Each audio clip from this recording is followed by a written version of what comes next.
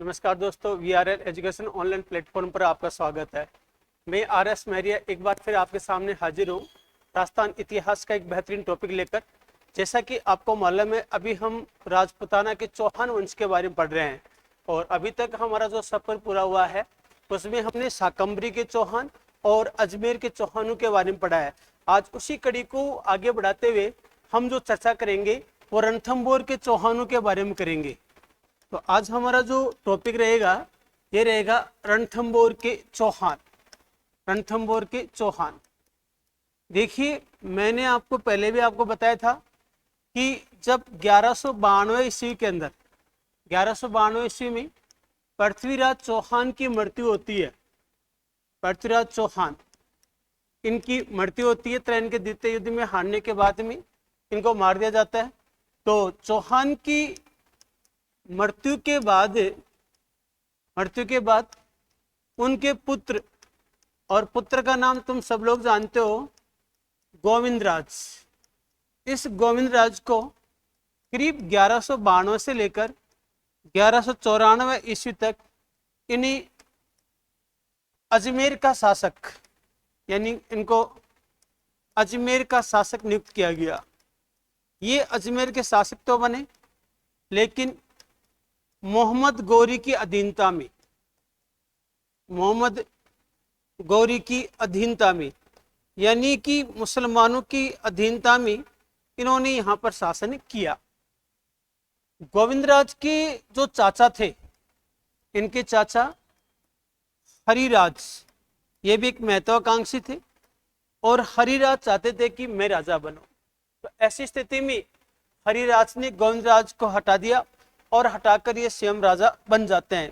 किंतु जैसे ही मोहम्मद गौरी को इस बात का पता चलता है तो मोहम्मद गौरी ने हरिराज की हत्या करवा दी।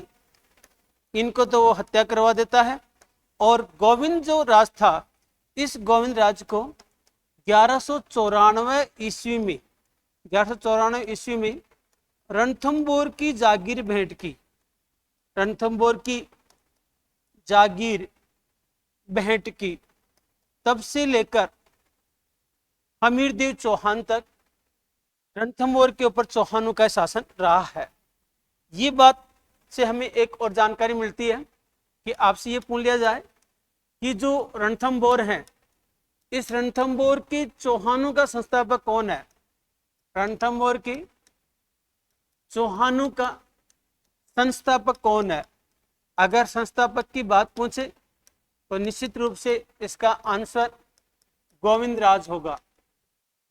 गोविंदराज ने ही 1194 ईस्वी के अंदर 1194 ईस्वी में रणथंभौर के ऊपर चौहानों का शासन स्थापित किया था। अब गोविंदराज जो कि मुसलमानों के अधीन था और इनके जो कुछ वंशज हैं वो भी मुसलमानों के अधीन रहे, आगे जाकर ये स्वतंत्र हो जाते हैं। अब इनके वंशजों की बात करें तो देखो, ऐसा कहा जाता है कि जो ये गोविंदराज है ये करीब 8 वर्ष तक शासन करता है और गोविंदराज के बाद में इसका बेटा जिसका नाम था वल्लन देव, ये वल्लन देव जिनको इतिहासकार वल्हण के नाम से भी जानते हैं, इसको वल्लन देव भी कहा गया है और इसे वल्हण भी कहा गया है। वल्हण शासक बनता है। वल्हण के बाद में यहाँ का शासक बनता है प्रहलाद राज। प्रहलाद राज यहाँ के शासक बने, जिनको प्रहलादन भी कहा गया है। और प्रहलादन के बाद में यहाँ का जो शासक बनता है ये बनता है वीर नारायण। वीर नारायण, देखो रणथंभौर के प्रारंभिक अगर शासकों के बारे में बात करें, इसमें से एक क्वेश्चन तो अपने गोविंदराज का और एक वीर नारायण के बारे में भी आता है। वीर नारायण इस समय जो दिल्ली का सुल्तान था, दिल्ली के सुल्तान, इनके काल में दिल्ली के सुल्तान इल्तुतमिश थे। इल्तुतमिश ये दिल्ली के सुल्तान थे और हम सब जानते हैं कि इल्तुतमिश 1100 करीब जो 1211 है, 1211 से लेकर 1236 ईस्वी तक ये दिल्ली के ऊपर शासन करता है, यानी दिल्ली का सुल्तान रहता है इल्तुतमिश। इल्तुतमिश एक महत्वाकांक्षी शासक और ये मुस्लिम राज्य का प्रचार प्रसार करना चाहता था।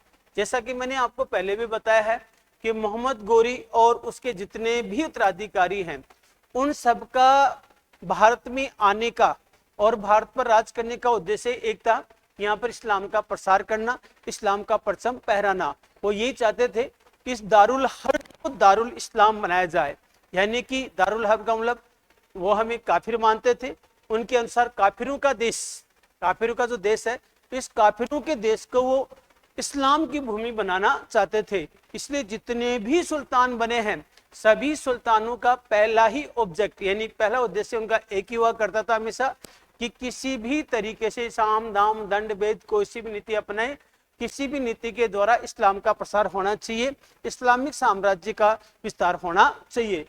इसी उद्देश्य से ये इल्तुतमिश भी रणथंबोर के ऊपर आक्रमण करता है, लेकिन इल्तुतमिश को इसमें कोई सफलता प्राप्त नहीं हुई। कहने का मतलब सीधी सी बात अपन कह सकते हैं कि यहाँ के जो शासक वीर नारायण है, वीर नारायण ने इल्तुतमिश को परास्त किया। जब ये इल्तुतमिश को परास्त कर देता है तो इल्तुतमिश अब साम दाम दंड भेद अन्य नीति से ये इनका दमन करना चाहता है। तो इन्होंने वीर नारायण को दिल्ली बुलाया, यानी वीर नारायण के साथ संधि की और संधि करके उसको दिल्ली बुला लिया, दिल्ली बुलाया। वीर नारायण बेचारा बड़ा पंच, ये दिल्ली चला जाता है और दिल्ली में इनको धोखे से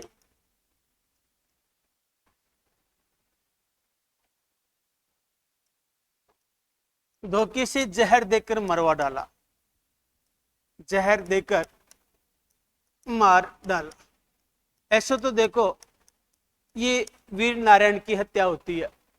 वीर नारायण की हत्या के बाद में इसका बेटा वाघभट्ट शासक बनता है और वाघभट्ट ने रणथंबोर को स्वतंत्र करवा लिया वापस।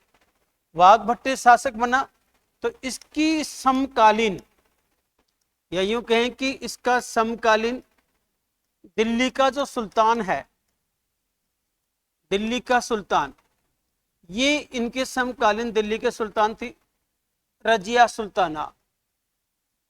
रजिया सुल्ताना आपको मालूम है सल्तनत काल की एकमात्र महिला सुल्तान, या यूं कहें कि भारत के अंदर प्रथम महिला मुस्लिम शासिका अगर कोई मानी जाती है तो ये रजिया सुल्ताना ही है। इल्तुतमिश की पुत्री, इल्तुतमिश ने इन्हें ही अपना उत्तराधिकारी घोषित किया था। यह अलग बात है कि उनके पुत्र भी थे, लेकिन किसी भी पुत्र को उन्होंने योग्य नहीं माना। तो ऐसी स्थिति के अंदर उन्होंने जो शासक नियुक्त किया ये रजिया सुल्ताना को नियुक्त किया और करीब 1236 ईस्वी से लेकर 1240 ईस्वी तक रजिया सुल्ताना ये दिल्ली की सुल्तान रहती है। और उस वक्त इनके समकालीन जो रणथंबोर के शासक थे उनका नाम था वाघभट्ट। यहाँ रजिया जो सुल्ताना है ये भी चाहती है कि रणथंबोर के ऊपर अधिकार होना चाहिए, तो इन्होंने यहाँ मलिक कुतुबुद्दीन, ये तो देखो इनके सेनापति थे जिनका नाम था मलिक कुतुबुद्दीन। इस मलिक कुतुबुद्दीन के नेतृत्व में रणथंबोर अभियान किया। रणथंबोर अभियान किया यानी रणथंबोर ये जितना चाह रही थी इसलिए रणथंबोर पर आक्रमण किया, किंतु इनका ये अभियान भी असफल रहा। कहने का मतलब इसमें जो विजय होती है ये विजय होती है वाघभट्ट की। इस प्रकार से वाघभट्ट ने रजिया सुल्ताना की सेना को हराया और जो वीर नारायण परमार है, वीर नारायण है, वीर नारायण ने दिल्ली के सुल्तान इल्तुतमिश को परास्त किया था। यह अलग बात है कि बाद में इल्तुतमिश ने धोखे से इनकी हत्या करवा दी थी। अब इन शासकों के बाद में देखो फिर एक शासक आता है जैत्र सिंह जी। जैत्र सिंह आप इसको जेतर सिंह भी कह सकते हैं, और इसी का एक और नाम है, ये नाम है जयसीमा। ये करीब 1250 ईस्वी से लेकर 1282 ईस्वी तक रणथंभौर के ऊपर शासन करते हैं। कुल मिला के इनके शासनकाल की अवधि थी 32 वर्ष। 32 वर्ष इन्होंने रणथंभौर के ऊपर शासन किया। इसके दौरान दिल्ली के सुल्तान, दिल्ली के जो सुल्तान थे, दिल्ली के सुल्तान ये नासिरुद्दीन महमूद, नासिरुद्दीन महमूद, इस नासिरुद्दीन महमूद ने रणथंभौर पर आक्रमण किया, रणथंभौर पर आक्रमण किया।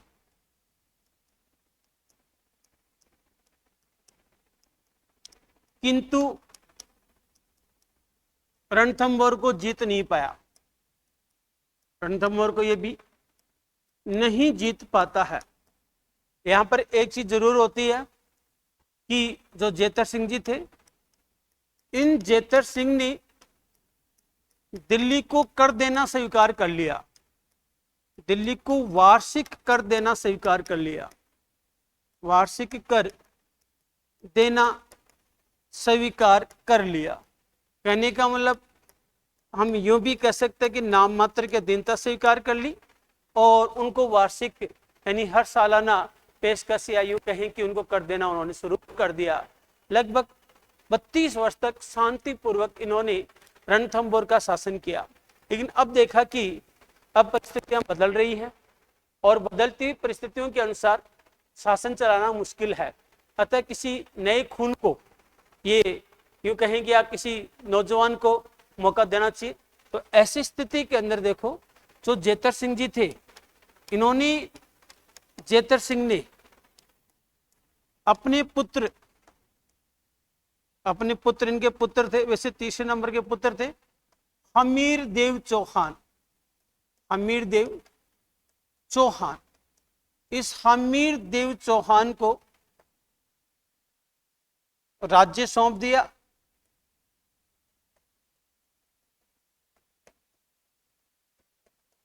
वह स्वयं तपस्या करने चले गए, तपस्या करने चले गए। यहां एक बात आप ध्यान रख लेना कि जेतर सिंह ने जीते जी ही राज्य अपने तीसरे नंबर के बेटे उसको हमीर देव चौहान को सौंप दिया था। अब यहां एक प्रमुख शासक जो आएगा, यह है हमीर देव चौहान। और रणथंभौर के चौहानों में अगर कोई सबसे महत्वपूर्ण, महत्वाकांक्षी कोई शासक हुआ है तो ये है हमीर देव चौहान। 1282 ईस्वी से लेकर करीब 1301 ईस्वी तक इन्होंने रणथंभौर पर शासन किया। हमीर देव चौहान, इनके बारे में कई बातें कही जाती हैं। जैसे एक तो देखो ये कि हमीर देव चौहान अपने हठ के लिए प्रसिद्ध था, हठ के लिए प्रसिद्ध। एक बार जो सोच लिया वो सोच लिया, उसके बाद में कभी इन्होंने अपनी जुबान दोबारा नहीं पलटी। जो एक बार सोच लिया ये करना तो करना, नहीं करना तो नहीं करना, चाहे वो सही हो चाहे गलत हो। एक बार मुंह से जो शब्द बोल दिया, बस बोल दिया, ये उसके ऊपर कायम रहता है। इसीलिए इसको हमीर को हट के लिए जाना जाता है। और इसके लिए एक कहावत प्रसिद्ध है, इसके लिए कहावत प्रसिद्ध है। कहावत इनके बारे में जो कही गई है वो ऐसी है कि सिंह सवन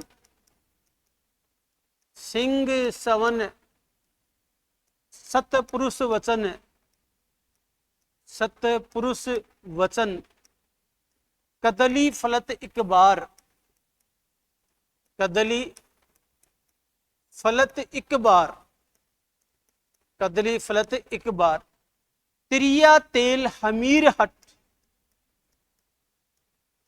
तिरिया तेल हमीर हट, हमीर हट चढ़े ना दूजी बार, चढ़े ना दूजी बार। ये जो कहावत है, ये कहावत हमीरदेव चौहान के लिए प्रसिद्ध है। एक बार राजस्थान पुलिस के एग्जाम में ये क्वेश्चन भी आया था कि अपने हट के लिए प्रसिद्ध कौन है, हट के लिए प्रसिद्ध चौहान शासक। तो हट के लिए प्रसिद्ध चौहान शासक ये हमीरदेव चौहान ही थे। यहाँ देखो कहा गया है कि हमी सिंह सवन सतपुरुष वचन कदली पलत एक बार, त्रिया तेल हमीर हट चढ़ेना दूजी बार। इसका मतलब क्या है?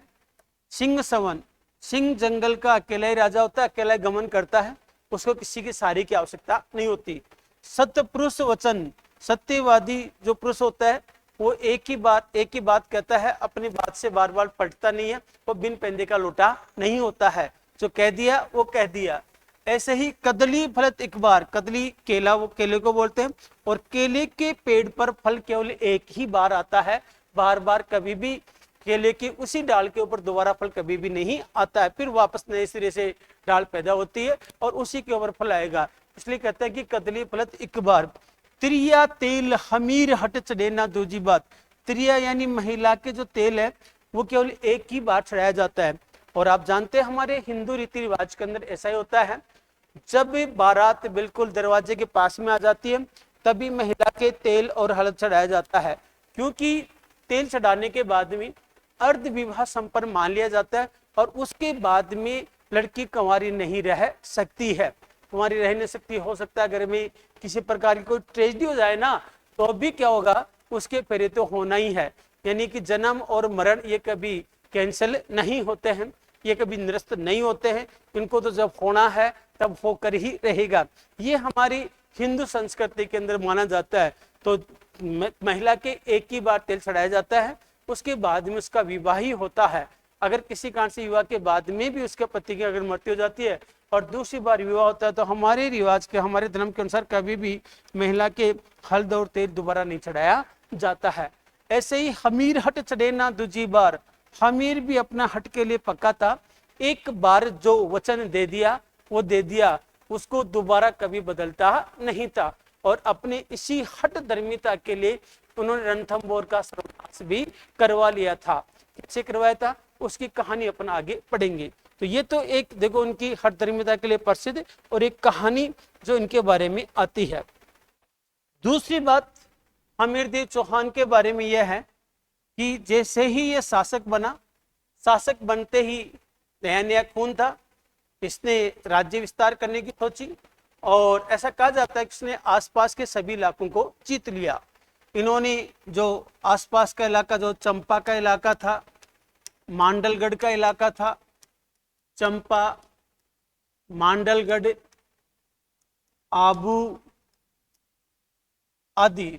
आबू आदि जो इलाके थे पर विजय प्राप्त की। इन सभी इलाकों को ये जीत लेता है। इनमें से आपको एक चीज तो ये याद रखनी है कि इन्होंने भीमरस के शासक, ये भीमरस टोंक के पास में कोई जगह बताते हैं, भीमरस के शासक अर्जुन को हराया, अर्जुन को हराया। एक तो ये आपको याद रखना है इनके बारे में।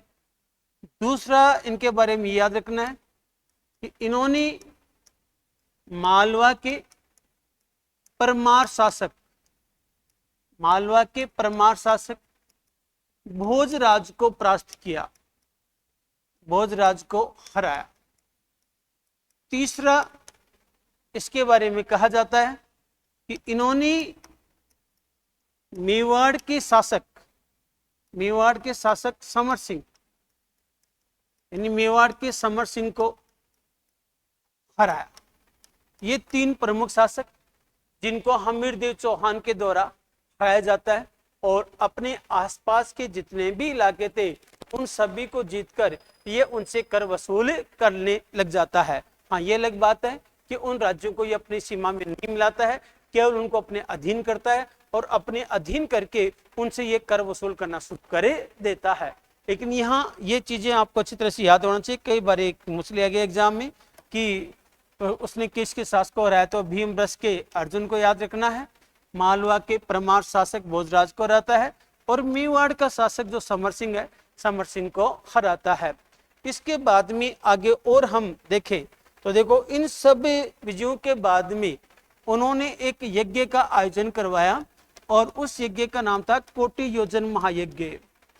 कोटि योजन यज्ञ का आयोजन, यज्ञ का आयोजन।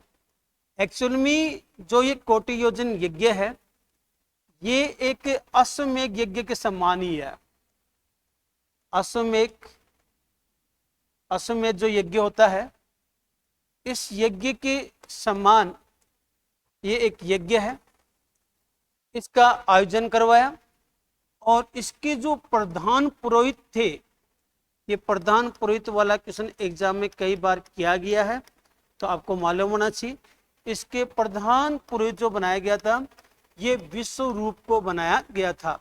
तो विश्वरूप की अध्यक्षता के अंदर या उसके प्रधान पुरोहितान के जो पुरोहितत्व के अंदर ये कोटि योजन यज्ञ का आयोजन हमीर देव चौहान के द्वारा किया गया था। तो अच्छी तरह से आप याद कर लो कि कोटि योजन यज्ञ अपने आसपास के इलाकों को जीतकर उसकी स्मृति के अंदर कोटि योजन यज्ञ का आयोजन करने वाले शासक कौन थे? तो ये शासक माय डियर हमीर देव चौहान ही थे, जिन्होंने आसपास के इलाकों को जीता और कोटि योजन महायज्ञ का आयोजन किया।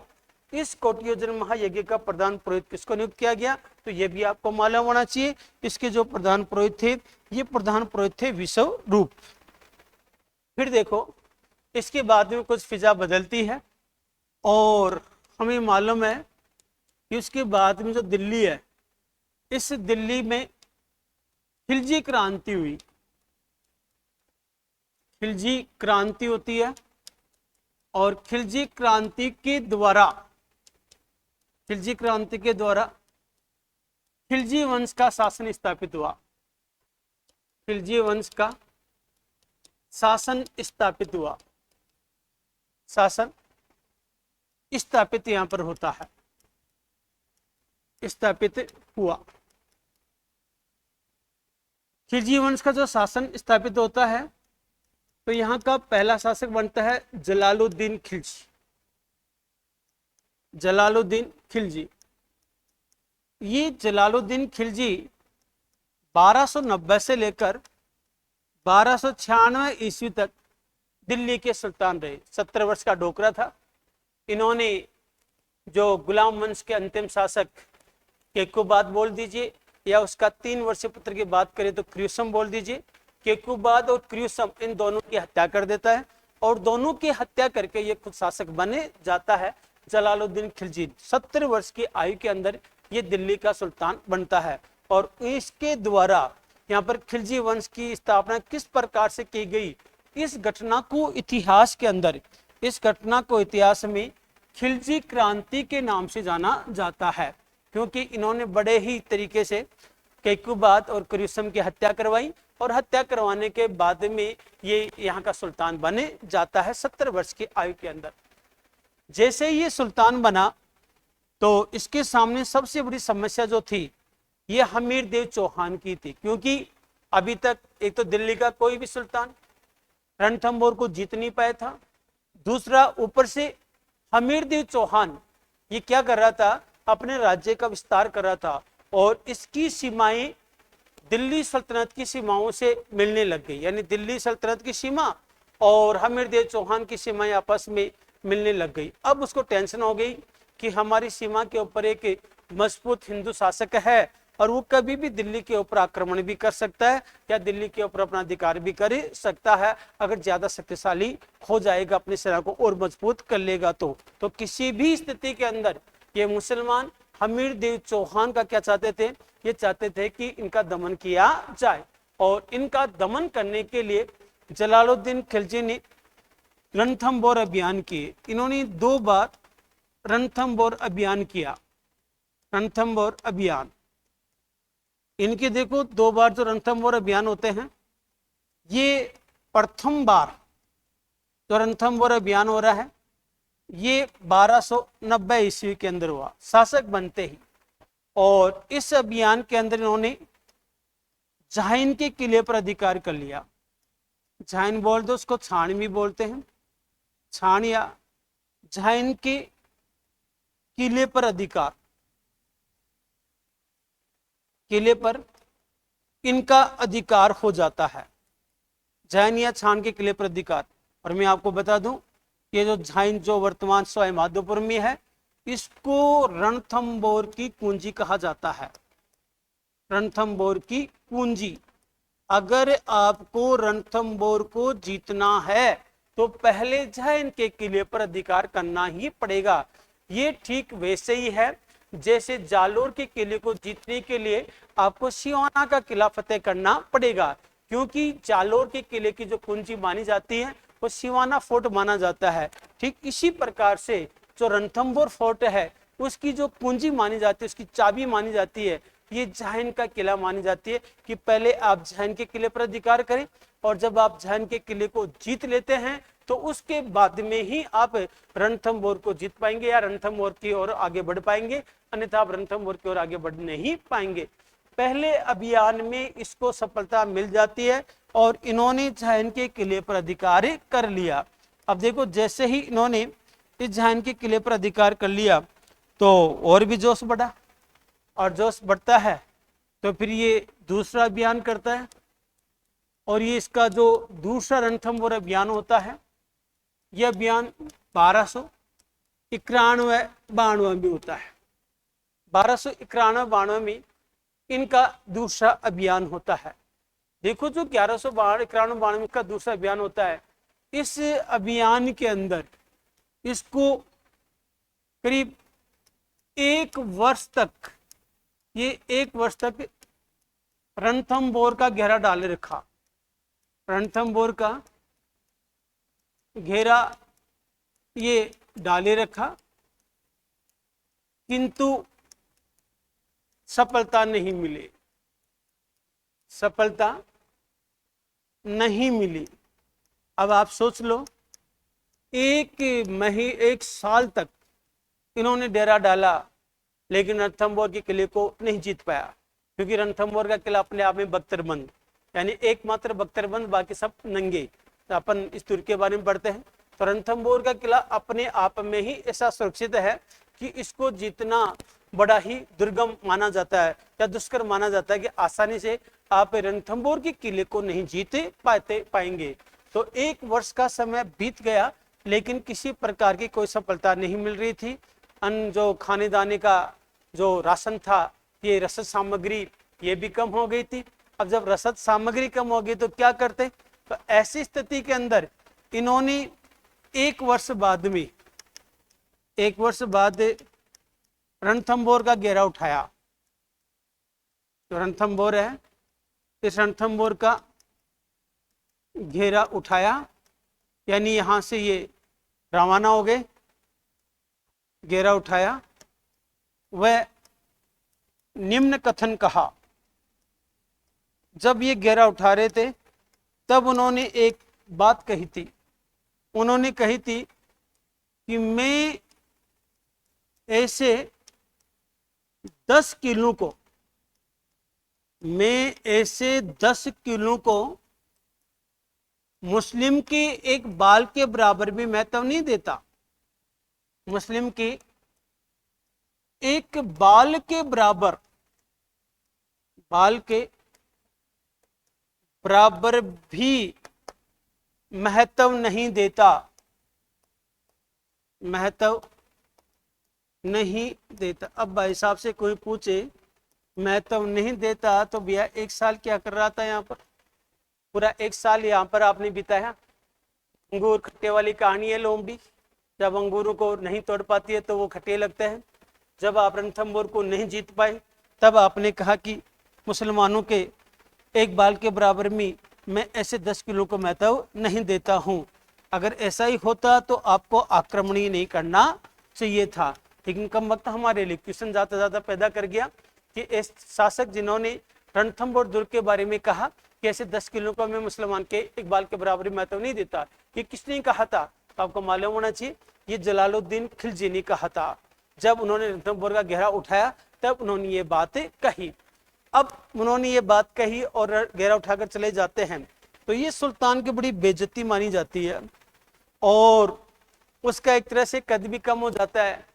उसी का भतीजा अलाउद्दीन खिलजी, भतीजे अलाउद्दीन खिलजी बड़ा महत्वाकांक्षी।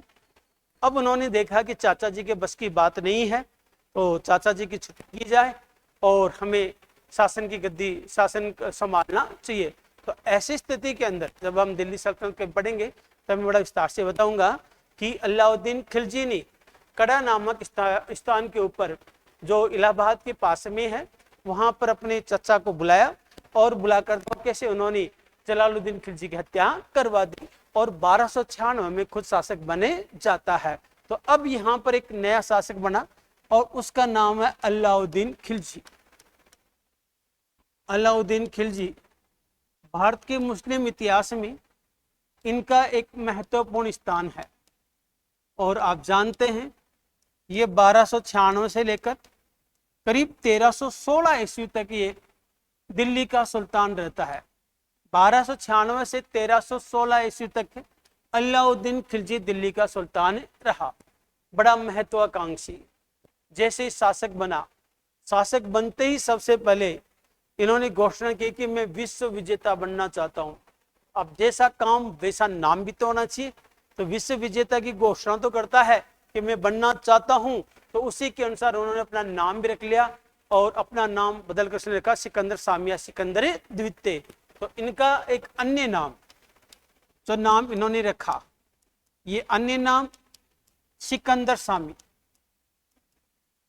सिकंदर शामी भी कह सकते हैं आप इनको, या सिकंदर द्वितीय भी कह सकते हैं, क्योंकि सिकंदर महान ने ही साफ दुनिया जीती थी, विश्व विजेता वही बना था, एकमात्र विश्व विजेता उसी को मानते हैं। यह अलग बात है कि वो हमारे पूरे भारत को नहीं जीते पाया था और भारत में उनकी हार होती है, भारत में ही उनकी तबीयत खराब होती है और रास्ते के अंदर उनकी मृत्यु हो जाती है। यहाँ भारत का ही एक सुल्तान अलाउद्दीन खिलजी ये चाहता है कि मैं विश्व विजेता बनूंगा और इसके लिए उन्होंने सेना का गठन करना भी शुरू कर दिया। तभी एक इनके सलाहकार थे और इनके सलाहकार ने इनको कहा कि भाई साहब अच्छी बात है, विश्व विजेता बनना कोई बुरी बात नहीं है, लेकिन अभी विश्व विजेता बनने से पहले एक बार भारत को तो जीत लो। अभी तक दिल्ली का कोई सुल्तान विंध्याचल पार करके गया ही नहीं, विंध्याचल पर्वत को पार करने वाला एक भी सुल्तान नहीं है जिन्होंने विंध्याचल पर्वत को पार करके दक्षिण भारत के अभियान किए हो। तो पहले हमें भारत को जीतना चाहिए और जब हम भारत को जीत लेंगे उसके बाद में हम दुनिया भी फतेह कर सकते हैं, आसानी से दुनिया जीतने के लिए निकले पड़ेंगे।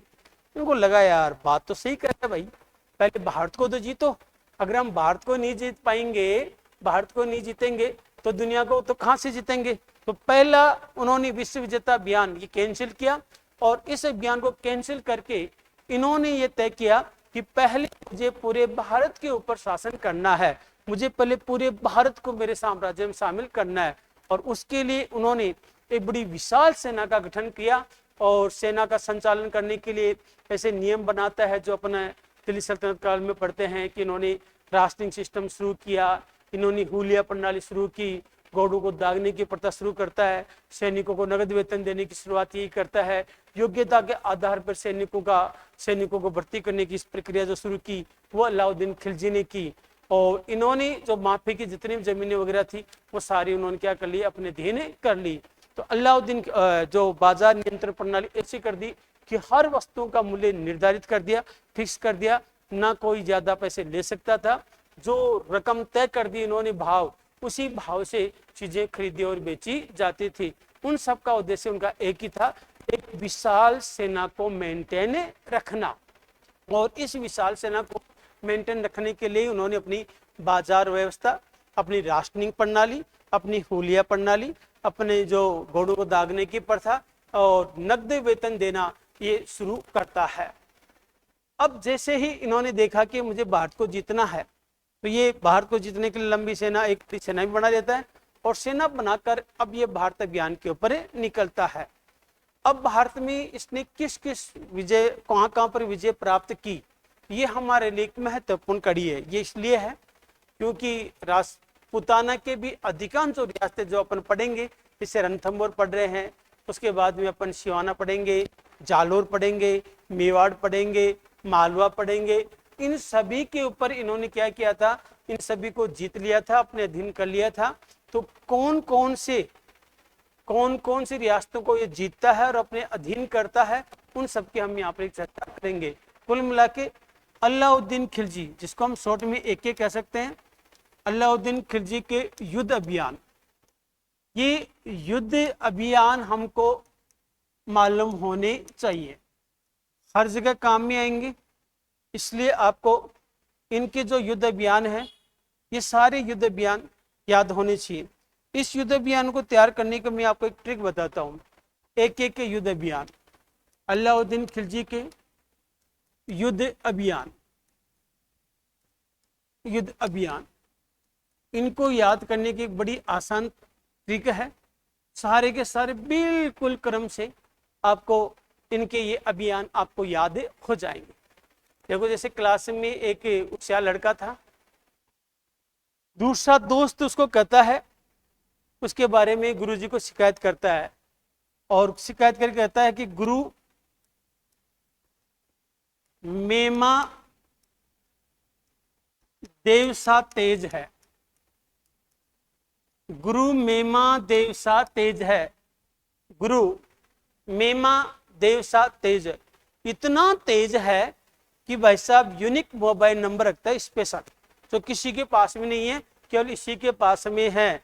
98 1 3 5 7 8 9 और 11, 98 1 3 5 7 8 9 11, ये इसके मोबाइल नंबर है और बड़ा ही तेज है। इनसे मिस कॉल अक्सर मारा करता है। अगर ये मोबाइल नंबर 98 1 3 5 7 8 9 11 और गुरु मेमा देवसा तेज है, अगर ये लाइन आपको याद है तो अलाउद्दीन खिलजी के सारे युद्ध अभियान आपको क्रम से याद हो जाएंगे। कैसे? जैसे देखो, आप अब यहाँ पर अपन एक एक युद्ध अभियान के बारे में चर्चा करते हैं। सबसे पहले गुस्से होता है गुजरात अभियान। और जब कभी भी आप अलाउद्दीन खिलजी को पूरा ढंग से पढ़ोगे तो आपको मालूम होगा कि अलाउद्दीन खिलजी ने सबसे पहले 1298 के अंदर गुजरात अभियान ही किया था। बघेल राजा कर्ण को हराता है, उनकी रानी कमला देव से विवाह करता है, और उनकी जो पुत्री थी देवल देव, उससे उसका पुत्र जो खिजर का है, उन दोनों की प्रेम कहानी चलती है। तो दोनों माँ बेटी से, दोनों माँ जो पिता और पुत्र हैं, वो दोनों शादी कर लेते हैं। कमला देश से अलाउद्दीन खिलजी और देवल देश से यहाँ पर खिजर खां शादी कर लेता है। ये पूरी कहानी थी। तो पहला अभियान गुजरात अभियान। दूसरा अभियान रूस से आप रणथंभौर कर लीजिए, रणथंभौर अभियान 1301। फिर देखो में से आ जाएगा मालवा अभियान, में से मेवाड़, में से इनका मेवाड़ अभियान। और आप सब जानते हैं मेवाड़ चित्तौड़ पर इनका आक्रमण 1303 में होता है। यहाँ माँ से आएगा मालवा, और मालवा के शासक रामचंद्र को ये 1305 में हराता है। यहाँ से देश है देवगिरी, देवगिरी पर इनका आक्रमण होता है 1307 में। साथ से आप कर सकते हैं शिवाना, इसको आप गुरु मेमा देव से तेज ऐसे भी कर सकते हो, शिवाना। और आप सब लोग जानते हो शिवाना का युद्ध होता है 1308 ईस्वी के अंदर। यहाँ ते से है तेलंगाना, आप तेलंगाना भी कह सकते हैं इसको, और इसका एक नाम और है वारंगल। तेलंगाना या जो वारंगल है, तेलंगाना या वारंगल का युद्ध 1311 में लड़ा, ये 1309 के अंदर लड़ा जाता है। वारंगल 1309 में लड़ा जाता है। जैसे है जालोर, और जालोर का तुम सब लोग जानते ही हो 1311 ईस्वी में। ऐसे है हेसल, और हेसल पर अलाउद्दीन खिलजी का आक्रमण होता है 1311 ईस्वी के अंदर। आप पढ़ लीजिए, अलाउद्दीन खिलजी के यही प्रमुख युद्ध अभियान है, और वो भी बिल्कुल क्रम से। वो भी सारे के सारे कैसे आएंगे? बिल्कुल क्रम से आएंगे। गुरु मेमा देवसा तेज है, इतना तेज है कि स्पेशल मोबाइल नंबर रखता है 9813578911। इनमें से आपको गुजरात 1298 गुजरात अभियान बघेल राजा कर्ण के विरुद्ध करता है। रणथंभौर अभियान जिसके बारे में हम अभी चर्चा करें 1301 के अंदर। मेवाड़ यानी चित्तौड़ बोल दीजिए या मेवाड़ बोल दीजिए, बात एक ही है 1303 में, जिसमें राणा रतन जो राव रतन सिंह और पद्मनी को लेकर युद्ध होता है और राव रतन सिंह यहाँ पर वीरगति को प्राप्त होते हैं। देवगिरी है, मालवा है, देवगिरी है, शिवाना है, तेलंगाना है, जालोर और हैसल। अब यहाँ से जैसे एक बार सेकंड ग्रेड के अंदर 2016 के सेकंड ग्रेड का पेपर देख लीजिए, यहाँ एक क्वेश्चन पूछ लिया था अलाउद्दीन खिलजी के युद्ध अभियानों का क्रम बताइए। जैसे अलाउद्दीन खिलजी के युद्ध अभियानों का सही क्रम है, ऐसा क्वेश्चन एग्जाम में आया था। अगर आपको वास्तव में ये ट्रिक याद है तो आप आसानी से इस ट्रिक को देखकर इस टाइप का क्वेश्चन सॉल्व कर सकते हैं। जैसे अब यहाँ से हम देखो एक चीज और निकालेंगे, इसमें आपको ये देखना है कि जो अलाउद्दीन खिलजी है, इस अलाउद्दीन खिलजी के उत्तर भारत के अभियान, इनमें से कौन कौन से अभियान तो उत्तर भारत के हैं और कौन कौन से अभियान दक्षिण भारत के हैं। आप ये तो जानते ही होंगे कि विंध्याचल पर्वतमाला भारत को दो भागों में बांटती है। विंध्याचल पर्वत के ऊपर का हिस्सा उत्तरी भारत कहलाता है और विंध्याचल पर्वत के नीचे का जो पूरा भाग है उसको हम दक्षिण भारत के नाम से जानते हैं। यानी विंध्याचल पर्वतमाला भारत को उत्तरी भारत और दक्षिणी भारत के अंदर विभाजित करती है और इस विंध्याचल पर्वत को और नर्मदा नदी को पार करके दक्षिण भारत में जाने वाले पहले जो सुल्तान बनते हैं ये बनते हैं अलाउद्दीन खिलजी और इन अभियानों में उनका नाम आ रहा है। अलाउद्दीन खिलजी के उत्तर भारत के अभियान अब आप देख लीजिए, इसमें जो आपके सामने ट्रिक है आप बताइए इसमें उत्तर भारत के अभियान कौन कौन से हो सकते हैं। तो देखो गुजरात है उत्तर भारत में है, रणथंभौर उत्तरी भारत में, मेवाड़ उत्तरी भारत में, मालवा उत्तरी भारत में, शिवाना उत्तरी भारत में और जालोर उत्तरी भारत के अंदर। यहाँ केवल देवगिरी, तेलंगाना और हैसल ये तीन अभियान उसके दक्षिण भारत के हैं, बाकी सारे के सारे अभियान उसके उत्तरी भारत के हैं।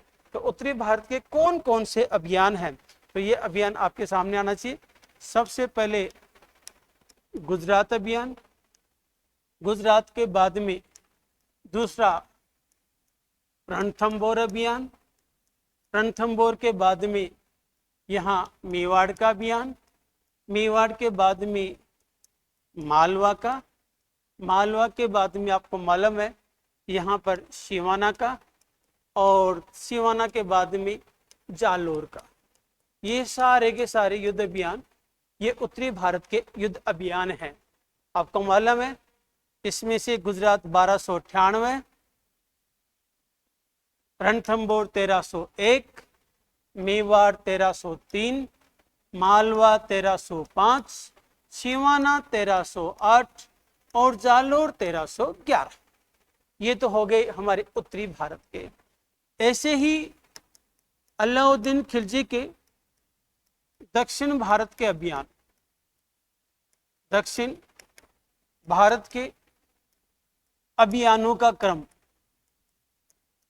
अभियानों का क्रम, ऊपर वाला उत्तरी भारत के अभियानों का क्रम है, अभियानों का क्रम भी बोल सकते हैं ताकि आपको सीधा का सीधा क्वेश्चन याद हो जाए। ऐसे ही अलाउद्दीन खिलजी के दक्षिण भारत के अभियानों का क्रम, और इसमें आप देख लीजिए आपको ज्यादा माथापच्ची करने की आवश्यकता नहीं है। यहाँ पर एक तो अपना ये देवगिरी आता है, देवगिरी है, एक इधर अपना हैसल है और एक है तेलंगाना। ये तीनों दक्षिण भारत के अंदर हैं। तो दक्षिण भारत के अभियानों की बात करें तो सबसे पहले देवगिरी, उसके बाद में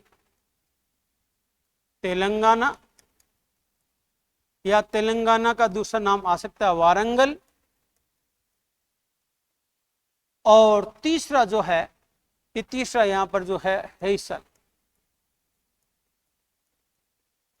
तुम सब लोग जानते हो इसमें से 1307 के अंदर देवगिरी का है, 1309 के अंदर तेलंगाना का है और 1311 में हैसल का, यानी सारी ओड नंबर्स के अंदर है 7, 9, 11, 7, 9 और 11 जो ओड्स नंबर हैं ये दक्षिण भारत के अभियान है। सारे के सारे ओड नंबर देख लीजिए आप, 7, 9 और 11, ठीक है ना। तो ये देवगिरी, तेलंगाना और हैसल, ये तीनों अभियान इनके दक्षिण भारत के अभियान हैं, जिनका मुख्य इनका सेनापति रहता है, मुख्य सेनापति एक हिंजड़ा मलिक काफूर, जबकि उत्तरी भारत में अपन देखेंगे यहाँ पर मलिक काफूर का ज्यादा योगदान ना होकर यहाँ पर आएगा अलफ खां आएगा, नुसरत खां आएगा, उलूग खां आएगा, उलूग खां सेकंड आएगा। तो उलूग खां फर्स्ट, उलूग खां सेकंड, अलफ खां और नुसरत खां, इन 4 के नेतृत्व में सारे उत्तर भारत के अभियान होते हैं और दक्षिण भारत के सारे अभियान करने वाला एक ही इनका सेनापति अलाउद्दीन खिलजी का, वो है मलिक काफूर एक हिंजड़ा, ठीक है। तो ये तो देखो ये अलाउद्दीन खिलजी के अभियानों के बारे में, ये मैंने बीच में इसलिए लिया है कि जहाँ भी हम मेवाड़ पढ़ेंगे, चाहे आप जालोर पढ़ोगे, चाहे सिवाना पढ़ोगे, तो हर जगह पर अलाउद्दीन खिलजी का ये युद्ध अभियान आएंगे। अभी हम रणथंबोर की बात कर रहे हैं, तो अलाउद्दीन खिलजी के रणथंबोर में युद्ध अभियान की बात करेंगे। थोड़ा ये अभियान अभी हमने देखा कि इसकी शुरुआत 1301 में, एक्चुअल में शुरुआत तो 1299 में हो जाती है, तो 1299 से लेकर 1301 ईस्वी तक अलाउद्दीन खिलजी के रणथंबोर पर अभियान होते हैं। अब यहाँ महत्वपूर्ण यानी देखा जाए तो इस टॉपिक का सबसे महत्वपूर्ण पार्ट भी यही है। एग्जाम के हिसाब से देखेंगे तो सबसे ज्यादा जो क्वेश्चन पूछे जाते हैं यह हमीर देव चौहान और अलाउद्दीन खिलजी के मध्य लड़े गए जो युद्ध अभियान हैं, इन युद्ध अभियानों से संबंधित ही क्वेश्चन सबसे ज्यादा पूछे जाते हैं। यहाँ हर एक लाइन का एक इम्पोर्टेंट क्वेश्चन होगा जो आपको याद होना चाहिए। हम बिल्कुल बारीकी से इनका अध्ययन करेंगे। सबसे पहले तो बात यही है कि जो ये युद्ध अभियान है इनकी जानकारी का स्रोत क्या है। इन युद्ध अभियानों के बारे में हमें जो जानकारी मिल रही है ये जानकारी कहाँ से मिल रही है? क्या ऐसे ही किसी ने मन में आया और लिख दिया? तो देखो इनकी जानकारी का जो स्रोत है ये एक तो किताब है खजाइन उल फतूह है, खजाइन उल फतूह है। तो आपको मालूम होगा ये रचना अमीर खुसरो की है। अमीर खुसरो ने खजाइन उल फतूह नामक ग्रंथ लिखा। अमीर खुसरो अलाउद्दीन खिलजी के रणथंबोर अभियान का प्रत्यक्षदर्शी इतिहासकार, ये अलाउद्दीन खिलजी के साथ इस अभियान पर आया था और उन्होंने अपनी आंखों देखा हाल यहाँ पर प्रस्तुत किया है अपनी पुस्तक खजाइन उल फतूह के अंदर। तो इनकी जानकारी का सबसे महत्वपूर्ण जो स्रोत है वो तो ये किताब है खजाइन उल फतूह है। दूसरा हमीर देव के बारे में देखो कई किताबें लिखी हुई हैं, जैसे हमीर महाकाव्य, हमीर महाकाव्य आप लोग सब जानते हैं। हमीर महाकाव्य नयन चंद्र सूरी का लिखा हुआ है। तो नयन चंद्र सूरी रचित हमीर महाकाव्य। तीसरा हमीर रासो। हमीर रासो देखो आपको 2 मिलेंगे, एक मिलेगा सारंगधर का और एक मिलेगा यहां पर जोधराज का। सारंगधर ये 13वीं सदी में लिखता है और जोधराज 18वीं सदी में लिखता है, बस यही अंतर है। जोधराज ने 18वीं सदी में लिखा और सारंगधर इसको 13वीं सदी के अंदर लिखता है। 13वीं 14वीं सदी दोनों के अंदर ये लिखता है। सारंगधर तत्कालीन इतिहासकार है। जोधराज ये नीमराना ठिकाने का एक इतिहासकार था और इन्होंने जो मेवाती बोली है, इस मेवाती का जो अहिरवाटी बाग है, इस अहिरवाटी के अंदर इन्होंने ये जोधराज ग्रंथ लिखा था। यानी जोधराज ग्रंथ की जो भाषा है वो अहिरवाटी है। अहिरवाटी के अंदर ये जोधराज ने हमीर रासो की रचना की थी। तो हमीर रासो ये दो हैं। इनके बाद में और अगर हम इनकी जानकारी के स्रोत के बारे में बात करते हैं तो हमीर रासो के बाद में देखो एक इसका आएगा हमीर हट। और हमीर हट आपको मालूम है ये चंद्रशेखर का लिखा हुआ है, चंद्रशेखर का लिखा हुआ है, ठीक है। ऐसे ही एक सुरजन चरित्र है और ये सुरजन जो चरित्र है यह भी चंद्रशेखर का ही लिखा हुआ है। तो चंद्रशेखर के जो दोनों ये ग्रंथ हैं जो उन्होंने सुरजन सिंघाड़ा के दरबार में लिखे थे 16वीं सदी के अंदर, इनसे भी हमें हमीरदेव चौहान के युद्ध अभियान के बारे में जानकारी प्राप्त होती है। ये तो प्रमुख स्रोत हैं जिनके बारे में हमें जानकारी प्राप्त होती है। देखिए इसके बाद में अब आगे अपन और बात करें तो ऐसा है कि जो अलाउद्दीन खिलजी है इसका रणथंबोर पर आक्रमण करने का कारण क्या था? रणथंबोर पर आक्रमण करने का कारण, इन्होंने अलाउद्दीन खिलजी ने रणथंबोर पर आक्रमण क्यों किया? अगर ये क्वेश्चन आपके यहाँ आता है तो आपका आंसर क्या होना चाहिए कि अलाउद्दीन खिलजी का रणथंबोर पर आक्रमण करने का उद्देश्य क्या था? तो इसमें देखो आपको प्राथमिकता के आधार पर आंसर देना है। अगर एक देना है तो सीधा यहाँ पर आएगा अलाउद्दीन खिलजी की साम्राज्य विस्तारवादी नीति, साम्राज्य विस्तारवादी नीति, विस्तारवादी नीति। अलाउद्दीन खिलजी संपूर्ण भारत को जीतना चाहता था, उसका मूल कारण तो यही था और बाकी सारी बहाने, बाकी सब बहाने हैं। मूल कारण आप देखेंगे तो ये किया अलाउद्दीन खिलजी का साम्राज्य विस्तारवादी नीति। अलाउद्दीन खिलजी संपूर्ण भारत पर इस्लाम का झंडा फहराना चाहता था, यानी कि वो अपने अधीन लाना चाहता था संपूर्ण भारत को। इसके बाद में दूसरा कारण अगर है तो यह है रणथंबोर की सामरिक स्थिति। रणथंबोर दुर्ग की सामरिक स्थिति, सामरिक महत्व बोल दीजिए।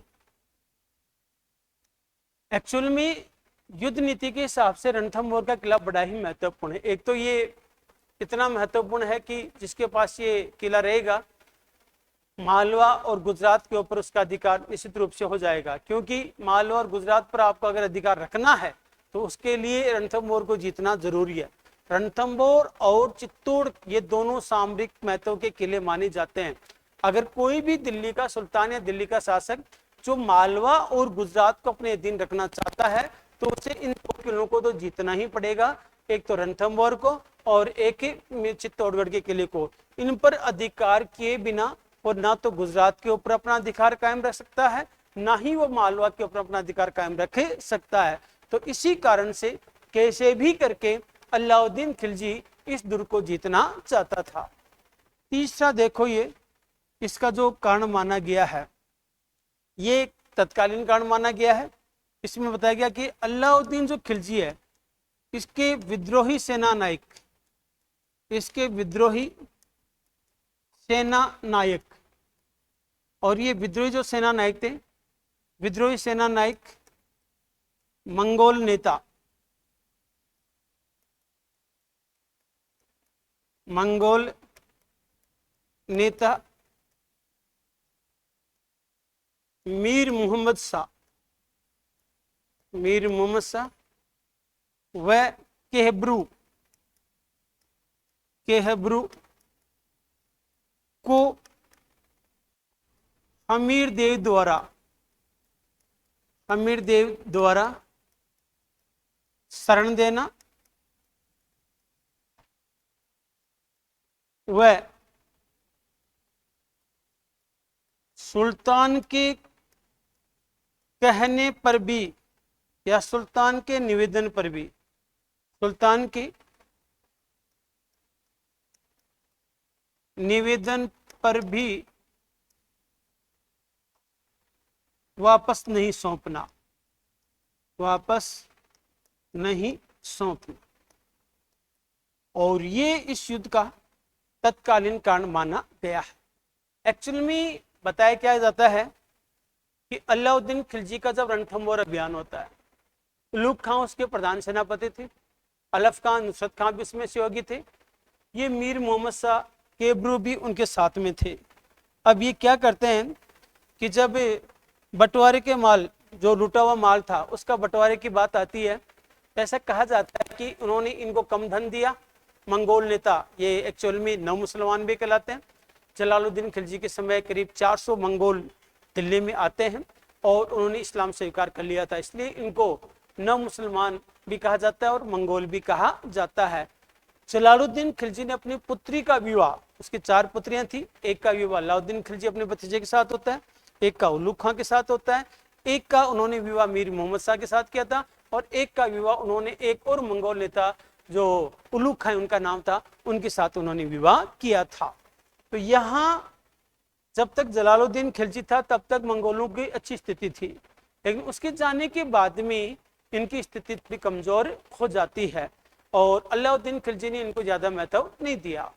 रणथंभौर जो गुजरात अभियान करते हैं, वापस लौटते हैं, तो उनको जब उचित सम्मान नहीं दिया जाता है तो रास्ते के अंदर ये लूटपाट मचाते हैं और लूटा हुआ माल को लूट कर ये लूटा हुआ माल था सेना का, उसको इन्होंने वापस लूटा और लूट कर ये हमीरदेव चौहान के पास में आ जाते हैं और उनके यहाँ शरण लेते हैं। अब अलाउद्दीन जो हमीरदेव चौहान था, ये शरणागत की रक्षा करने वाला, अतिथि देवो भव हमारी संस्कृति है कि जो भी हमारे शरण में आ जाता है उसके प्राणों की रक्षा करना हमारी जिम्मेदारी होती है। तो यहाँ पर हमीरदेव चौहान ने, तो हमीरदेव चौहान था, हमीरदेव ने मीर मोहम्मद शाह को जगाना की जागीर ओढ़ दी। भाई साहब रखा तो सही यहाँ पर, और एक जागीर इनको ओढ़ देता है, और ये जो जागीर दी गई उस जागीर का नाम है जगाना की जागीर। जगाना की जागीर इनको दी जाती है। ठीक है, एक तो ये है।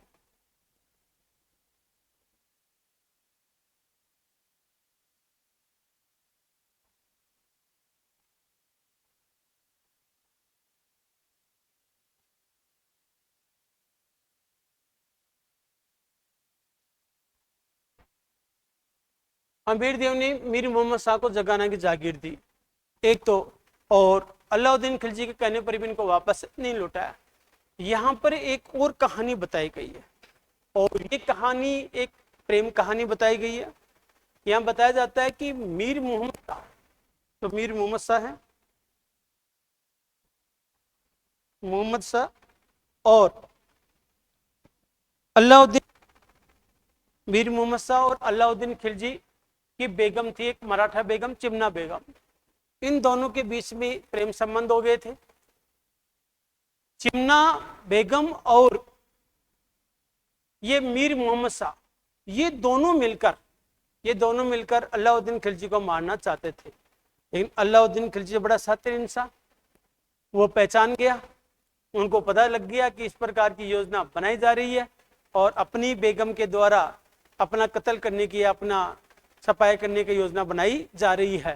तो जैसे इसका पता चलता है, वो अपनी बेगम को और मीर मोहम्मद शाह को मारने का आदेश देता है, लेकिन मीर मोहम्मद शाह चमना बेगम को लेकर यहाँ से फरार हो जाता है और फरार होकर ये हमीरदेव चौहान की शरण के अंदर आ जाता है।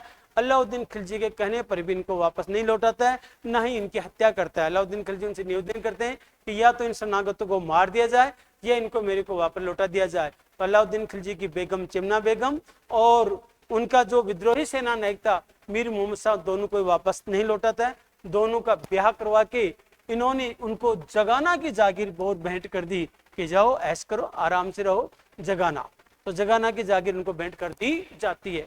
एक तो देखो यहाँ पर ये कहानी है इनके बारे में।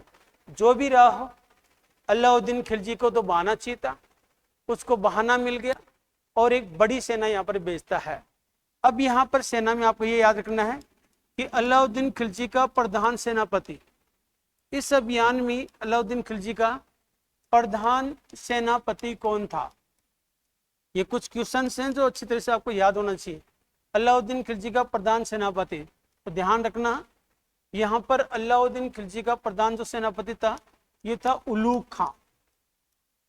उलूग खां, और मैं आपको बताना चाहूंगा ये AK का भाई था, अलाउद्दीन खिलजी का ये भाई था, और इसी के नेतृत्व में इन्होंने सेना भेजी थी। दूसरा क्वेश्चन यहाँ पर यह बनता है कि AK का प्रिय सेनापति, AK का प्रिय सेनापति जो युद्ध में मारा गया, जो युद्ध में मारा गया, AK का प्रिय सेनापति जो युद्ध में मारा गया, तो ध्यान रख लेना ये नाम था नुसरत खां। नुसरत खां। तीसरा इनका क्वेश्चन आता है कि AK का सेनापति जिन्होंने धोखे से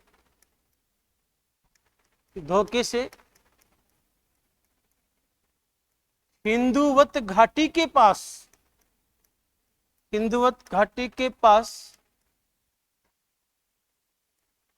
भीम सिंह की हत्या कर दी। भीम सिंह की हत्या की। ये भीम सिंह की हत्या करने वाला जो था ये था अलप खां, या यूं कह सकते हैं अलप खां। ये इनकी रिजर्व सेना का मुखिया था। रिजर्व सेना का जो मुखिया था, ये मुखिया यहाँ पर था अलप खां, जिन्होंने धोखे से भीम सिंह के ऊपर वार करके ये उनकी हत्या कर देता। पूरी कहानी मैं आपको समझाऊंगा अभी थोड़ी देर में। एक तो ये, फिर आ जाएगा AK का सहयोगी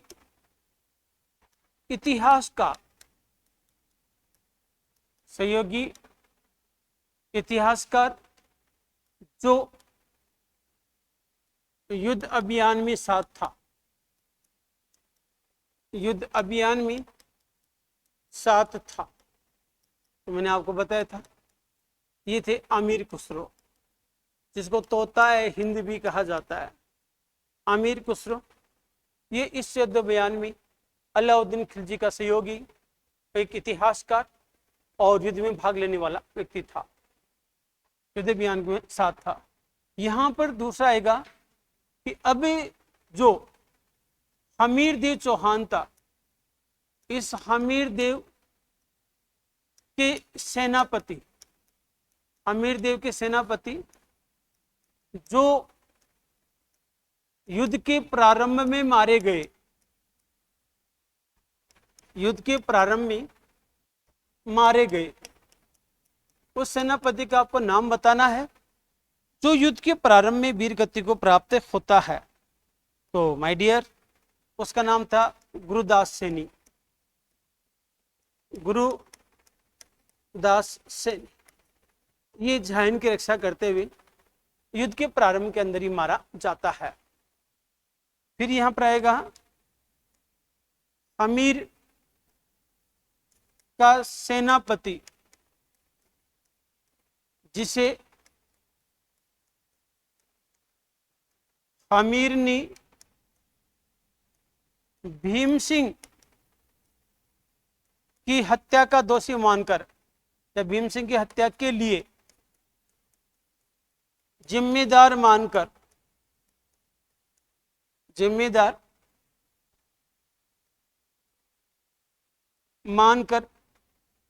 अंधा करवा दिया। जिम्मेदार मानकर अंधा करवा दिया। उसका नाम आपको बताना है। तो ये थे धर्म सिंह जी, धर्म सिंह। ये देखो मैं सीधे सीधे क्वेश्चन लिख रहा हूं, ऐसे कैसे क्वेश्चन आते हैं, फिर इनकी पूरी कहानी आपको बताऊंगा। फिर आएगा यहां पर अमीर ने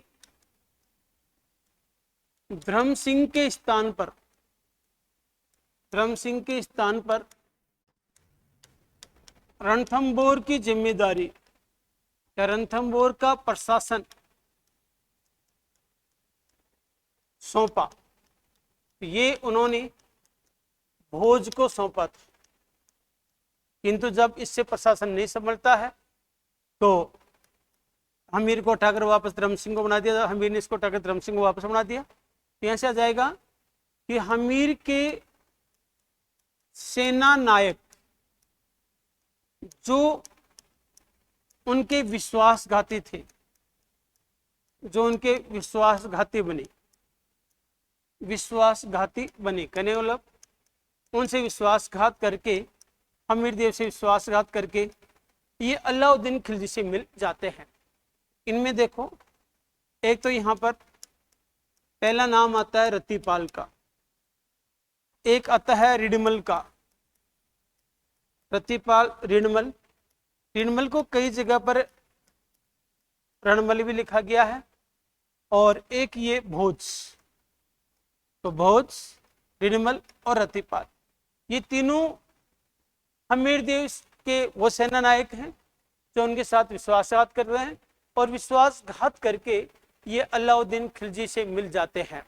अलाउद्दीन खिलजी से मिल जाते हैं। एक तो देखो ये। अब उसके बाद में नेक्स्ट क्वेश्चन यहाँ से जो बनेगा, ये बनेगा कि अलाउद्दीन खिलजी का यानी एके का रणथंभौर पर अधिकार, रणथंभौर पर अधिकार हुआ। एके का रणथंभौर पर अधिकार कब हुआ? तो देखो, एक्चुअल में ये जो अधिकार होता है इसकी एक्यूरेट डेट है 11 जुलाई 1301 ईस्वी को। 11 जुलाई 1301 ईस्वी को एके का रणथंभौर पर अधिकार हो जाता है। अब इसमें साका जो जोहर करने वाला, जोहर किसने किया था? जोहर किया। तो देखो यहां पर तो जोहर करती है ये हमीर की रानी, हमीर की रानी रंग देवी, और दूसरी इनकी पुत्री देवल देवी। ये जो देवल देवी है ये पद्मला तालाब में, जो पद्मला तालाब है, इस पद्मला तालाब में डूबकर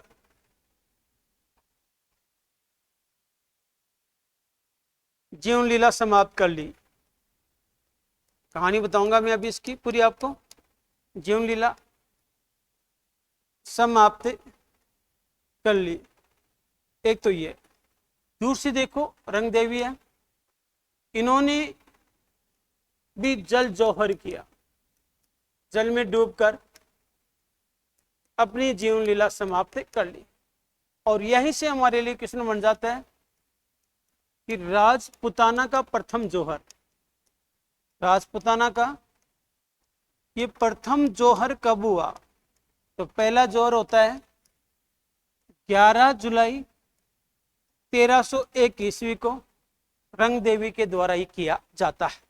रंग देवी के द्वारा ये प्रथम जौहर किया जाता है। यहां पर बात आती है कि साका किसने, जो केसरिया बाना किसने किया? केसरिया बाना किया। तो देखो केसरिया बाना की बात करें तो यहाँ जो हमीर देव चौहान था, इस हमीर देव चौहान ने अपना सिर काटकर महादेव को अर्पित कर दिया। महादेव को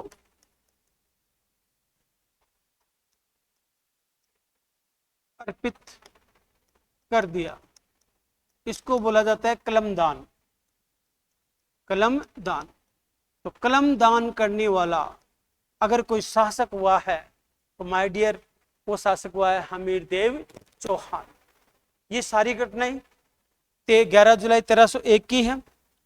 तो यहां से एक क्वेश्चन और बन गया कि राजपुताना का प्रथम शाखा, राजपुताना का प्रथम शाखा तो देखो राजपूताना का जो प्रथम शाखा है ये रणथंभौर वाला ही कहलाएगा। रणथंभौर 1301 ईस्वी, ये प्रथम शाखा कहलाएगा। शाखा क्या होता है, तो इसको गणित की भाषा में आप यूं समझ सकते हैं, जौहर प्लस केसरिया बाना इजुकल टू शाखा। जौहर प्लस केसरिया बाना, जहां जौहर और केसरिया बाना दोनों की रस्म होती है तो इस घटना को शाखा कहा जाता है। और राजपूतानी का प्रथम शाखा ये रणथंभौर में होता है, जहां पर जौहर की रस्म यहाँ रंग देवी और उनकी पुत्री देवल देवी के द्वारा निभाई जाती है पद्मला तालाब में कूदकर, जबकि जो केसरिया बाना किया जाता है वो अन्य योद्धाओं के द्वारा। और हमीर देव चौहान ने अपना सिर कलम करके ये इन्होंने कलम दान किया था, यानी महादेव को अपना सिर अर्पित कर दिया था। ये दुश्मन के हाथों नहीं मरना चाहते थे, इसलिए जब इन्होंने देखा कि चारों तरफ से गिर गए हैं, अब बचना मुश्किल है, तो ऐसी स्थिति में उन्होंने खुद ही अपना सिर काटकर भगवान महादेव को उन्होंने अर्पित कर दिया था। ये भगवान महादेव के परम भक्त माने जाते हैं। ये तो देखो इनके बारे के अंदर जो क्वेश्चन आते हैं, ये जब ये युद्ध जीत जाता है अलाउद्दीन खिलजी, तो अलाउद्दीन खिलजी ने रणथंभौर पे था, इस रणथंभौर का प्रशासक किसे बनाया, इसका प्रशासक किसे बनाया, तो ध्यान रखना अलाउद्दीन खिलजी ने अपने भाई उलूग खां को ही इस युद्ध को जीतने के बाद में रणथंभौर सौंप दिया था। तो यहाँ का जो प्रशासक इन्होंने नियुक्त किया था, ये प्रशासक उन्होंने उलूग खां को नियुक्त किया था। फिर यहाँ ये आती है कि जो मीर मोहम्मद शाह था, इस मीर मोहम्मद शाह जो केहबरू और इधर दूसरा जो रतिपाल, रिडमल, भोज, इन सब का क्या किया, क्या इनको अलाउद्दीन खिलजी ने राज्य दिया। तो देखो मीर मोहम्मद शाह और केबरू के बारे में तो ये कहा जाता है कि ये दोनों युद्ध के अंदर बुरी तरह से घायल हो गए थे। इन दोनों को पकड़कर सुल्तान के सामने लाया गया और सुल्तान ने इनसे पूछा कि बताओ मैं तुम्हारा इलाज करा दूं, और इलाज कराने के बाद तुम क्या करोगे। तो यहाँ पर मीर मोहम्मद शाह ने जवाब दिया कि अगर मैं जीवित बच गया या आप मेरा इलाज कराते हो तो सबसे पहले तो मैं आपको मारूंगा, और आपको मारकर हमीर देव चौहान के परिवार में से अगर कोई छोटा बच्चा भी जीवित है, मैं उसको शासक बनाकर ताउम्र उनकी सेवा करूंगा। अब एक सुल्तान के सामने आप ये कह रहे हो कि भैया पहले तो मैं आपको मारूंगा, तो वो कौन सा आशीर्वाद देगा उनको। वो जो हाथियों से कुचला कर मीर मोहम्मद शाह और केबरू दोनों को मरवा दिया। इनको हाथियों से कुचला कर, या हाथियों से जो कुचला कर मरवा दिया। दूसरा अब यहां पर है रतिपाल, रिडमल, भोज, जिनको लालच दिया था कि हमीर देव चौहान के बाद में आपको यहाँ का राजा बनाऊंगा, आप ही यहाँ का राज करेंगे। अलाउद्दीन खिलजी की एक सोच बहुत अच्छी थी, वो ये कहा करते थे कि जो अपनों का नहीं हुआ वो मेरा कब से होगा। मैं अक्सर इसमें एग्जाम्पल देता हूँ कि भैया कोई माँ बाप 20-22 साल तक पढ़ाते हैं, पालन पोषण करते हैं, और फिर कोई लड़की अगर किसी लड़के के साथ भाग के जाती है, तो भाई साहब आपको उस लड़के को भी सोचना चाहिए और उस लड़की को भी सोचना चाहिए कि जो 20-22 तक जिनको पालने वाले थे उनका ही, अपनों का ही नहीं रहा तो तेरा कब होगा। तेरे से अच्छा ऑप्शन मिलेगा ना तो निश्चित रूप से तेरे भी लात मार दी जाएगी। यहाँ अलाउद्दीन खिलजी इस प्रवृत्ति का था कि गद्दार को माफ न किया जाए, उनसे केवल फायदा उठाया जाए और फायदा उठाने के बाद में उसको मार दिया जाए।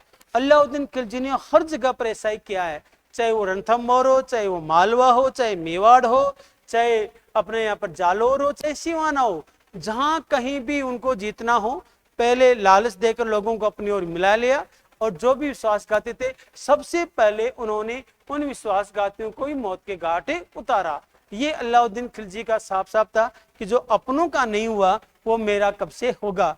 तो इन तीनों को उन्होंने क्या कर दिया, मरवा डाला, इनको भी मरवा दिया।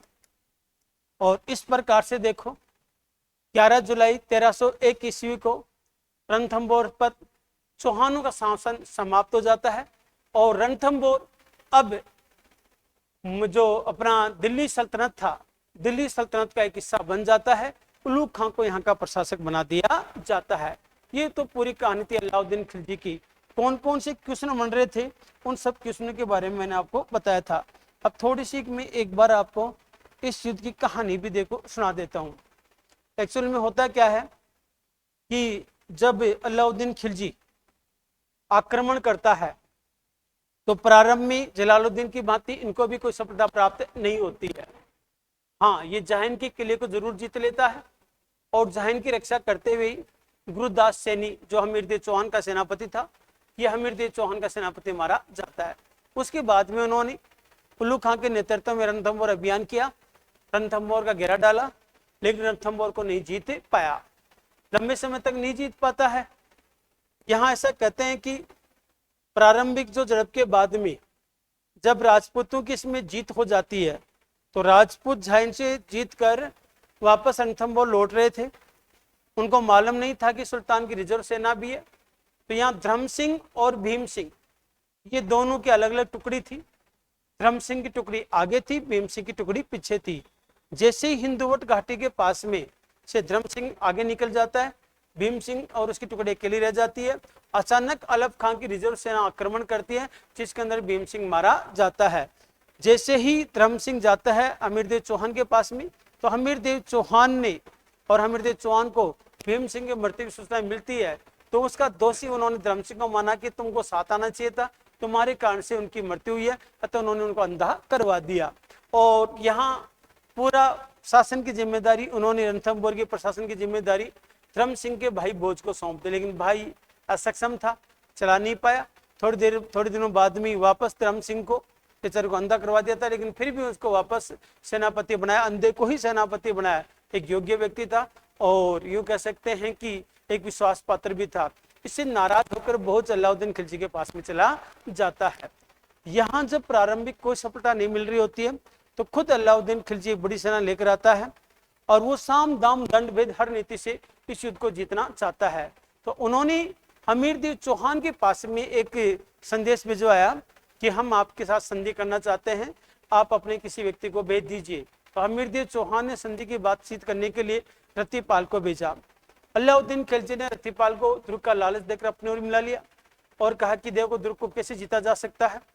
तो उन्होंने कहा कि ऐसे तो आप कभी जीत नहीं पाओगे, बड़ा बख्तरबंद है, अपने आप में सुरक्षित है, कितनी भी कोशिश करो आप नहीं जीत पाओगे। अंदर से ही जब गढ़ के दरवाजे खुल जाएं या फिर वहां पर खाने की चीजें खत्म हो जाएं उसके बाद में आप जीत सकते हो। तो एकेनी रतिपाल को ये टास्क दिया कि आप ये कर सकते हो। तो रतिपाल ने रिडिमल को भी अपने साथ मिला लिया और इन लोगों ने मिलकर यहाँ पर जैसे आटे में हड्डियों का चूर्ण मिला दिया, कई बातें कहते हैं गाय को काट कर पानी में मिला दिया।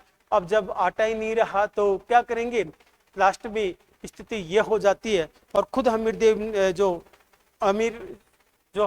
यहाँ पर जो ये अमीर खुसरो था, अमीर खुसरो ने भी इस घटना को तो बताया है कि दुर्ग के हालात ऐसे थे कि सोने के 2 दानों के बदले अनाज का 1 दाना भी नसीब नहीं हो रहा था। तो ऐसी स्थिति में क्या किया जाए, तब दुर्ग के दरवाजे खोले जाते हैं और आर पार की लड़ाई लड़ते हुए वीर गति को प्राप्त हो जाते हैं। यहाँ जो पदमला तालाब और इसमें देउल देवी के डूबने की जो कहानी है इसको कुछ इतिहासकार अलग तरीके से बताते हैं।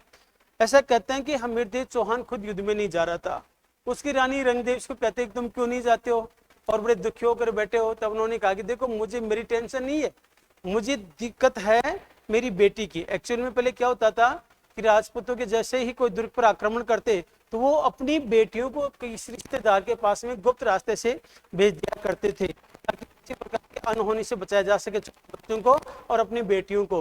लेकिन यहाँ पर हमीरदेव चौहान चूंकि चारों तरफ से घिरा हुआ था, ये किसी सुरक्षित स्थान के ऊपर अपनी बेटी को नहीं बेच पाया, तो बड़ा दुखी था कि मेरी बेटी का क्या होगा, बेटी से विशेष लगाव था। ये सारी बातें बेटी सुन रही थी। तो ऐसा कहते हैं कि बेटी ने अपने पिता की इस दुविधा को दूर करने के लिए वो खुद ही रात को क्या करती है, पदमला तालाब में कूदकर अपनी जीवन लीला समाप्त कर लेती है। अब जब हमीरदेव को पता चला कि मेरी बेटी ने मेरी समस्या को दूर करने के लिए अपने प्राणों की बाजी लगा दी, तब उन्होंने भी युद्ध के अंदर आर पार का लड़ाई करने की सोची और इस युद्ध करते हुए वो वीरगति को प्राप्त हो जाते हैं। या कुछ इतिहासकार ऐसा कहते हैं कि वो दुश्मनों के साथ नहीं मरना चाहते, हाथों नहीं मरना चाहते थे, इसलिए उन्होंने अपना खुद का ही सिर कलम करके भगवान महादेव को अर्पित कर दिया था। ये कहानी इनके बारे में है। एक यहाँ का जो साका वाला है, जो मैंने आपको बता दिया कि पहला साका यहीं पर होता है, जौहर यहाँ पर रंगदेवी करती है, वो जल जौहर होता है। एक्चुअल में देखो इतिहासकार ये भी कहते हैं कि जौहर हमेशा अग्नि के साथ, जौहर का मतलब भी होता है अग्नि में जलना, तो जौहर का मतलब होता है अग्नि में जलना, कभी पानी में कूदकर जौहर नहीं किया जाता। तो कुछ इतिहासकार तो ये कहते हैं कि गलत लिखा हुआ है, ये जल जौहर हो ही नहीं सकता, जौहर तो हमेशा अग्नि प्रज्वलित करके ही किया जाता है। हाँ, ऐसा हुआ होगा कि समय जब नहीं मिलता है, ऐसी स्थिति के अंदर इस तालाब में कूदकर इन्होंने अपनी जीवन लीला समाप्त कर ली गई होगी।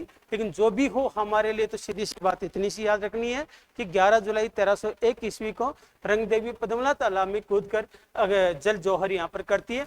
राजस्थान का पहला जौहर है, यहाँ पर ही राजस्थान का पहला केसरिया बाना होता है, और केसरिया बाना और जोर जहाँ पर होता है अपन को मालूम है, हम उसको साका कहते हैं। तो राजस्थान का पहला साका भी 11 जुलाई 1301 ईस्वी को यहीं पर होता है। जब इस दुर्ग को अलाउद्दीन खिलजी जीत लेता है, तो जीतने के बाद में अमीर खुसरो ने, ये कमेंट्स इसका याद रखना आपको, अमीर खुसरो ने इस दुर्ग के बारे में एक बात कही थी कि आज कुफर का गढ़ इस्लाम का घर हो गया है। कुफर का गढ़ इस्लाम का घर हो गया है, आज कुफर का गढ़ इस्लाम का घर हो गया है। ये बात किसके लिए कही गई है, तो ध्यान रख लेना, ये रणथंभौर दुर्ग के लिए अमीर खुसरो ने कही थी। जब हमीर देव चौहान वीरगति को प्राप्त हो जाता है और अलाउद्दीन खिलजी का रणथंभौर के ऊपर अपना अधिकार हो जाता है, तब उन्होंने ये बात यहाँ पर कही थी। तो ये तो थी इस युद्ध अभियान के बारे में। अब यहाँ एक बात ये भी आ जाती है, कभी कभी पूछ लेता कि जो हमीर देव है, इस हमीर देव के गुरु का नाम क्या था, तो देखो हमीर देव के गुरु का नाम भी राघव देव बताया गया है। राघव देव इनके गुरु का नाम था। दूसरा, हमीर देव ने क्या क्या निर्माण कार्य करवाया, तो हमीर देव ने देखो यहाँ पर एक तो 32 खंभों की छतरी का निर्माण करवाया, 32 खंभों की छतरी का निर्माण करवाया, जिसको हम न्याय की छतरी भी कहते हैं। एक्चुअल में अपने पिता के 32 वर्षों के न्यायप्रिय शासन की स्मृति में ही हमीर देव चौहान ने इस छतरी का निर्माण करवाया था, इसलिए इसको न्याय की छतरी या 32 खंभों की छतरी भी कहा जाता है। यहीं पर उन्होंने त्रिनेत्र गणेश मंदिर का निर्माण करवाया। आप जानते हैं राजस्थान का एकमात्र गणेश मंदिर जहाँ पर गणेश जी अपने सपरिवार विराजमान है। सपरिवार विराजमान का मतलब रिद्धि सिद्धि शुभ लाभ और खुद, यानी 500 यहाँ पर विराजमान है। राजस्थान का एकमात्र मंदिर है जहाँ पर गणेश जी महाराज अपने संपूर्ण परिवार के साथ विराजमान हैं। ये कारण है कि सबसे ज्यादा इस त्रिनेत्र गणेश जी की मान्यता है। तो त्रिनेत्र गणेश मंदिर का जो निर्माण है, इसका निर्माण भी हमीर देव चौहान के द्वारा ही करवाया गया था। इन्होंने एक महल बनाया था जिसको अधूरा सोपन महल कहते हैं। तो यहाँ पर अधूरा सोपन महल, इस अधूरा सोपन महल का जो निर्माण है, ये भी हमीर देव चौहान के द्वारा करवाया गया था। अधूरा सोपन महल के बाद में देखो यहाँ पर हमीर जहाँ पर बैठकर न्याय करता था, उसको हमीर की कचहरी कहा गया है। तो हमीर की जो कचहरी है, इसका निर्माण भी हमीर के द्वारा ही करवाया गया था। तो ये हमीर के द्वारा करवाए गए प्रमुख निर्माण कार्य भी आपको मालूम होने चाहिए। इसी के साथ हमारा देखो रणथंभौर के चौहानों का इतिहास समाप्त होता है। और नेक्स्ट कड़ी के अंदर हम जो पढ़ने जा रहे हैं वो पढ़ेंगे नाडोल और जालोर के चौहान। धन्यवाद।